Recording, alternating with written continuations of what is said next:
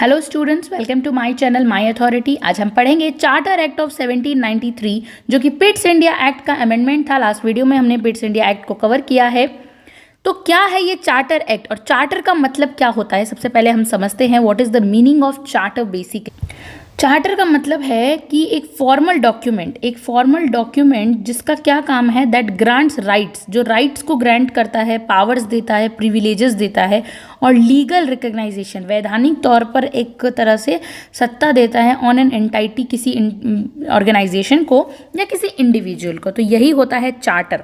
Basically ये हम देख सकते हैं कि किन सेंसेस में, कि लाइक लीगल और पॉलिटिकल सेंस में होता है, बिजनेस में भी दिया जाता है, एजुकेशन में, जनरल में, और लाइसेंस होना। एक तरह से चार्टर एक लीगल डॉक्यूमेंट का फॉर्मल स्ट्रक्चर होता है। तो ये है चार्टर। तो ये चार्टर एक्ट 1793 का हम पढ़ रहे हैं। The charter act of 1793 also known as East India company's act, और इसे East India company's act of 1793 भी कहा जाता है। इसके दो नाम हैं। Was an extension and modification, ये एक एक्सटेंशन था। हम कहते हैं ना, एक्सटेंशन का मतलब किसी चीज़ को आगे बढ़ा देना और मॉडिफाइड कर देना और उसमें नए बदलाव करके अपग्रेड कर देना।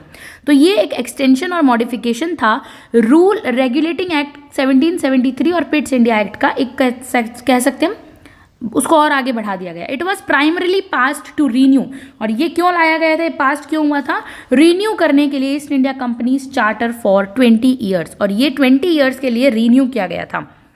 While reinforcing British administrative control over India, और किस चीज़ को ये सुनिश्चित और ज़्यादा मजबूत करता है कि अब ब्रिटिश एडमिनिस्ट्रेशन रहेगा इंडिया के ऊपर, ब्रिटिश सरकार का कंट्रोल रहेगा। बैकग्राउंड देखते हैं थोड़ा सा। The East India company's charter granted in 1781, grant तो हुआ था 1781 के अंदर, was about it to expire in 1793। ये ग्रांट हो चुका था 1781 में, लेकिन एक्सपायर 93 में हुआ। And political and economic factors in Britain, French revolution आया था इस बीच में, एंड इंडिया एक्सपेंडिंग, जो ये ईस्ट इंडिया कंपनी की टेरिटरी थी वो बढ़ रही थी, नेसेसिटेड अ रीन्यू फ्रेमवर्क, और इसकी ज़रूरत थी इंडिया को एक रीन्यूड फ्रेमवर्क की। British policies in India needed more clarity, ताकि ब्रिटिश की जो नीतियां हैं वो इंडिया के अंदर बहुत क्लैरिटी, पर्टिकुलरली रिगार्डिंग गवर्नेंस, शासन से रिलेटेड, फाइनेंस से रिलेटेड और मिलिट्री स्ट्रक्चर से रिलेटेड एक चाहिए था। यही था इसका बैकग्राउंड कॉन्टेक्स्ट। की provisions of the charter act देखते हैं, इंपॉर्टेंट क्या क्या प्रोविजंस आए थे इसके अंदर। Renewal of companies trade monopoly, अब कंपनी की जो मोनोपोली एकाधिकार था उसको एक नया स्ट्रक्चर देना, नया रिव्यू करना, माने कंपनी के व्यापार का जो ट्रेड का मोनोपोली थी, एकाधिकार था, उसका नवीनीकरण करना, रीन्यू करना उसको, ठीक है। The act extended the East India companies trading monopoly in India for another 20 years. ये जो अधिनियम था वो भारत में ईस्ट इंडिया कंपनी के ट्रेड से रिलेटेड, व्यापार से रिलेटेड मोनोपोली यानी एकाधिकार को अगले 20 वर्षों तक यानी 20 ईयर्स तक के लिए बढ़ाना चाहता था, कि टिल 1813 तक। Okay. The company retained exclusive control over Indian trade. अब जो कंपनी थी पर्टिकुलरली इंडिया, इन सब चीज़ों में जो कंपनी ने भारतीय व्यापार में, भारत की ट्रेड में अपने, जस्ट लाइक कौन से एग्जाम्पल हैं ट्रेड में, कॉटन, सिल्क, ओपियम, जो कपास, रेशम और अफीम जो थे, विशेष नियंत्रण बनाए रखा 20 सालों तक। Individual British merchants were not allowed, जो व्यक्तिगत, मतलब कहते हैं ना इंडिविजुअल, पर्सनल ब्रिटिश मर्चेंट्स थे, व्यापारी थे, वो अब अलाउड नहीं था, उनको ये अनुमति नहीं थी टू पार्टिसिपेट इन ट्रेड, की वो ट्रेड में पार्टिसिपेट कर सके with India without companies permission. अब कंपनी के परमिशन के बगैर कोई भी ब्रिटिश मर्चेंट था, जो अंग्रेज व्यापारी था, उनको परमिशन नहीं थी। पहले कंपनी की परमिशन होगी तभी आप ट्रेड में यानी व्यापार में पार्टिसिपेट कर सकते हैं। अब हम देखते हैं स्ट्रेंथनिंग गवर्नर जनरल्स पावर, फिर से इसमें और स्ट्रेंथन किया गया, और मतलब मजबूत किया गया गवर्नर जनरल की पावर्स को। The governor general of Bengal, उसका नाम उस समय कौन था, लॉर्ड कॉर्नवालिस थे, was given greater authority over the presidencies of Madras and Bombay. फिर उन्हें, और जो लॉर्ड कॉर्नवालिस थे, उन्हें और ज़्यादा पावर दी गई। It reinforce the centralized administration, इससे क्या होता है, केंद्रीकरण प्रशासन मजबूत होता है। Initiated by the Pitt's India act 1784 में इस बात पर हमने चर्चा की थी। Salaries and financial independence of civil servants, अब सिविल सर्वेंट समाज के जो सेवक थे, जो सिविल सेवक थे, उनकी सैलरीज और फाइनेंशियल इंडिपेंडेंस को अलग किया गया। The salaries of the governor general, governors and company officials, company के अधिकारियों के लिए were now paid to form Indian revenue instant of British funds. अब इन्हें इंडियंस के रेवेन्यू सिस्टम से पेड दिया जाने लगा, पोस्टिंग को फंड किया जाने लगा, अब ब्रिटिश फंड से नहीं दिया जाता था। Okay, this move reduce the burden on British government, और ये एक तरह से ब्रिटिश सरकार पर बर्डन खत्म करने वाली बात थी कि अब जो भी इंडिया से वो रिलेटेड कर हासिल करेंगे वहीं से उनकी सैलरी कट ऑफ होगी। अब ब्रिटिश गवर्नमेंट के सर पर एक तरह से बोझ खत्म हो गया था उस समय कि इन्हें सैलरी देनी and all.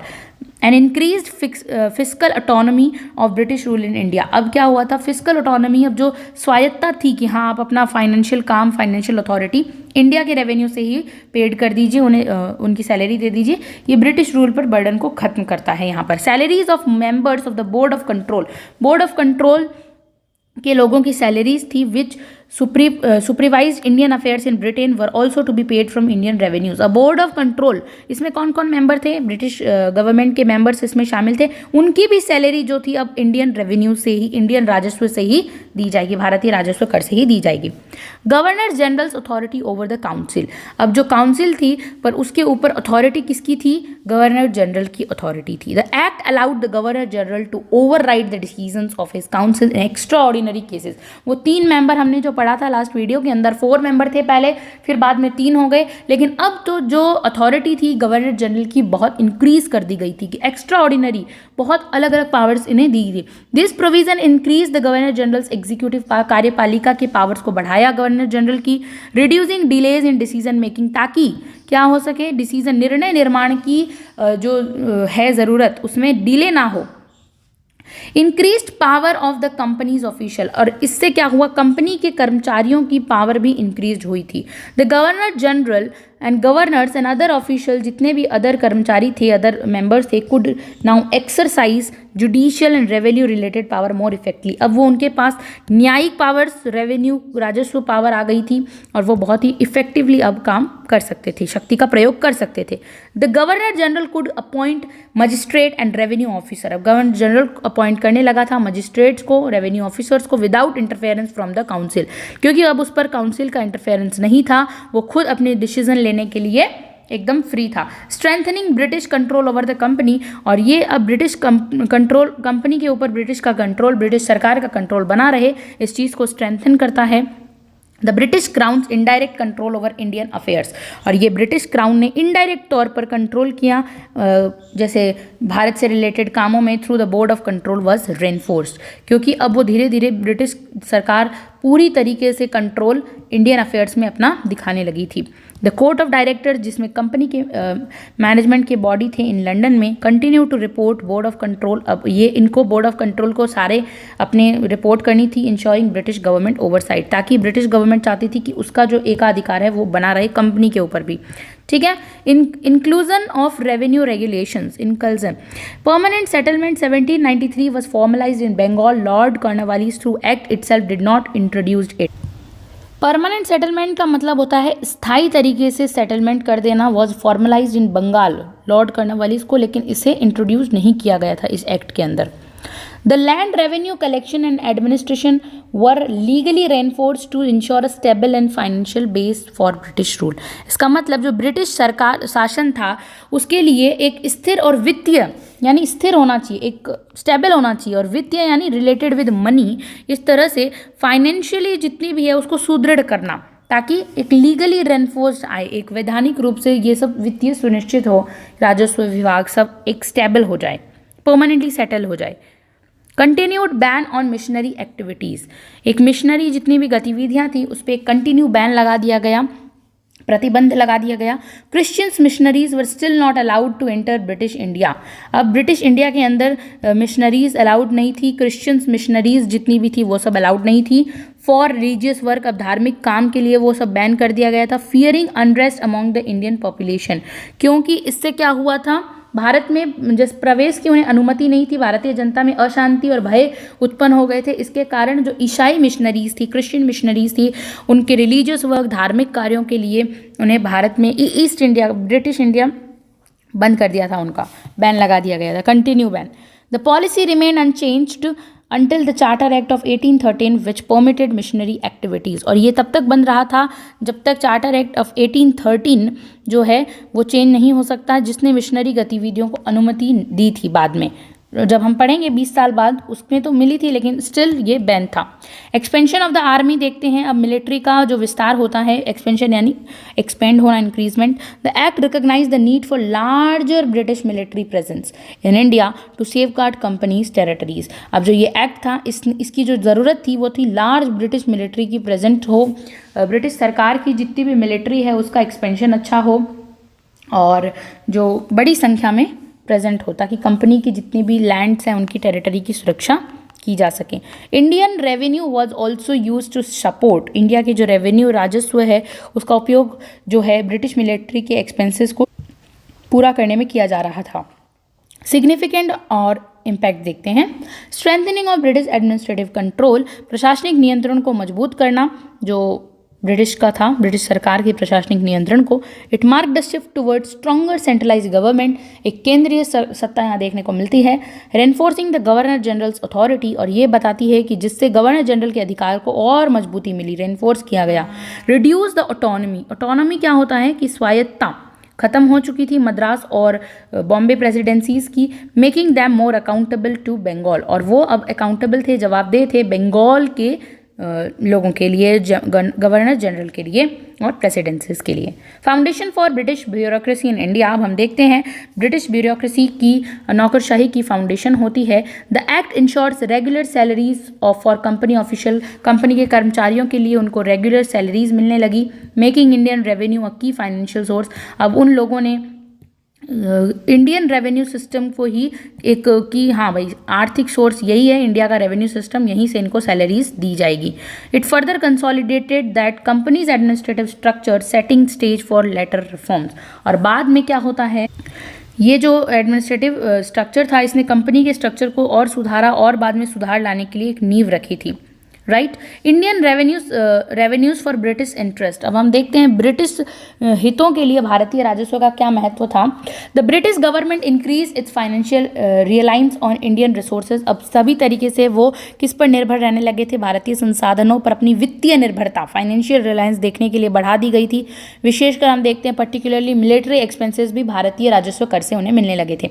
This trend intensified over the next decade, और ये दशकों तक चलता गया, leading to financial drain from India. इससे भारत का जो पैसा था, भारत की जो ड्रेन वो कहते हैं ना जा रहा था, बह रहा था पैसा, उन लोगों को दिया जा रहा था, अपनी मिलिट्री को और स्ट्रॉन्ग किया जा रहा था। ट्रेड मोनोपोली कंटिन्यू, शासन में व्यापार में शासन के साथ साथ व्यापार में भी मोनोपोली एकाधिकार उनका कंटिन्यू था। इंडियन ट्रेड रिमेंड रिस्ट्रिक्टेड, और इंडियन ट्रेड को, भारतीय व्यापार को रिमेंड बहुत ही प्रतिबंधित किया गया था। Benefiting British economic interest at the cost of local Indian, ताकि सिर्फ और सिर्फ कंपनी के ट्रेड को फ़ायदा मिले, ना कि भारत की जो लोकल ट्रेड है उन ट्रेडर्स को फ़ायदा मिले, ऐसा वो नहीं चाहते थे, वो सिर्फ और सिर्फ अपना भला कर रहे थे। The monopoly lasted until the charter act of 1813। Next video में हम 1813 के चार्टर एक्ट को पढ़ेंगे, उसमें जो मोनोपोली थी वो चेंज होती है। Which ended in the companies trade exclusivity, हम देखते हैं बाद में जो कंपनी की ट्रेड के ऊपर जो एकाधिकार था वो खत्म होता है। मिलिट्री स्ट्रेंथनिंग एक्सपेंशन रिकॉग्नाइजिंग, और मिलिट्री का और स्ट्रेंथन किया गया और मजबूत किया गया, विस्तार किया गया, सुदृढ़ीकरण किया गया। इससे यह पता चलता है कि वह मानते थे recognizing military control as essential, कि मिलिट्री का जो कंट्रोल है वो ज़रूरी है गवर्नेंस के लिए, शासन को अच्छा चलाने के लिए। तो the act led to an increase in British troops in India, और सैनिकों की और ट्रूप्स होती है उसे और वृद्धि की गई, सैनिकों की संख्या में और वृद्धि की गई। Strengthen company's ability to suppress resistance from Indian rulers, भारतीय शासकों के मतलब प्रतिरोध और दबाने की कंपनी की क्षमता को और मजबूत किया। कंपनी जो थी वो इंडियन लोग अगर किसी भी तरीके से आवाज़ उठाते थे तो उसको और सप्रेस किया। कंपनी की एबिलिटी जो थी कि उन लोगों को, इंडियन लोगों को अपनी बात न रख देने की बात पर वो उन्हें सप्रेस करते थे, उनकी आवाज़ों को दबाते थे। इस चीज़ को और स्ट्रेंथन किया कि हाँ इसी तरीके से करना चाहिए, आपको इंडियंस लोगों को बोलने भी नहीं देना चाहिए, इस तरह से सप्रेस। ये जो एक्ट है वो स्टेट करता है set the stages for future acts, इससे आते हैं भविष्य के कुछ एक्ट्स और आते हैं।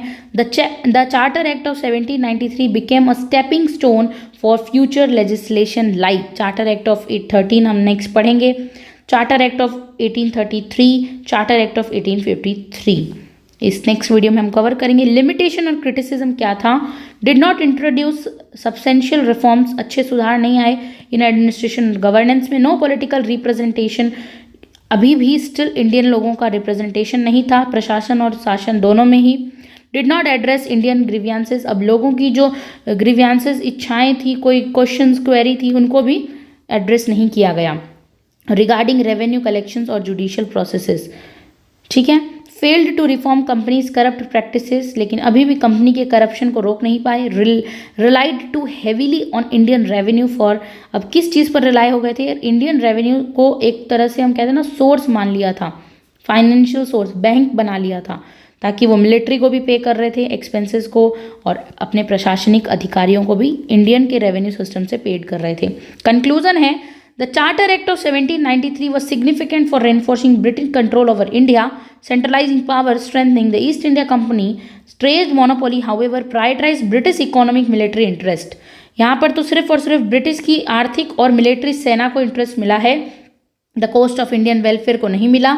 While Act ensured administrative stability, it ensured deepened Indian economic exploitation, बढ़ता गया शोषण, इंडिया के आर्थिक व्यय का ड्रेन होता गया, okay, and stage for future resistance and reforms. लेकिन बाद में और फ्यूचर में हम देखेंगे, एक्ट्स पढ़ेंगे जिसकी नींव रखी थी इस एक्ट ने, जो चार्टर एक्ट है 1813 का, 33 and 53। Thank you so much for watching this video.